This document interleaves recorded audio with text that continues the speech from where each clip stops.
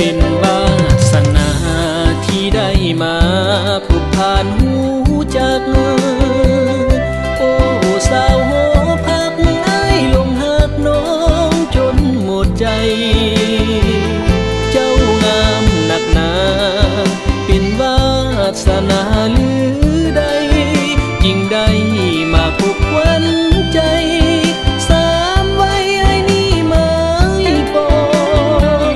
เห็นน้องคนงามอ้ายอยากถามทักทายคนดีแต่ตัวอ้ายนี้ยันนาลีน้องบ่เลี้ยวมองตัวอ้ายมันจนหน้ามนคงบ่อยากขออ้ายนี้จริงแต่งเพลงฮ้องมาไม้ปองน้องนางคนดีสาวหลวงพระบางน้องนางเจ้างามหนักหนา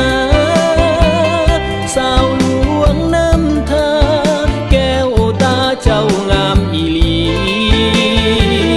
บ่แก้วเสียงขวางน้องนางสร้างงามโสพีเบิ่งสาวใส่เนื้อบุรีคนดีไอ้นี่ไว้วันสาวคงสาลีน้องคนดีเจ้าอย่าลายใจสาวอุดมใสอย่าได้คิดเปลี่ยนแปรพันสำเนื้อคนงามติดตามมาด้วยเวียงจันทร์อย่าคิดหลอกลวงอ้ายนั้นให้ทรมานเพราะหลงหานาง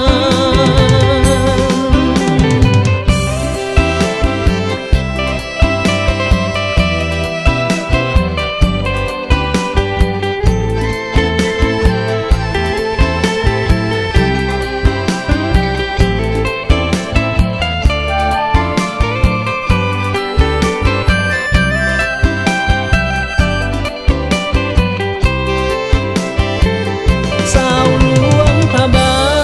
งน้องนางเจ้างามหนักหนาสาวหลวงน้ำทาแก้วตาเจ้างามอีหลีบ่แก้วเสียงขวางน้องนางสร้างงามโสพีเบิ่งสาวใส่เนื้อบุรี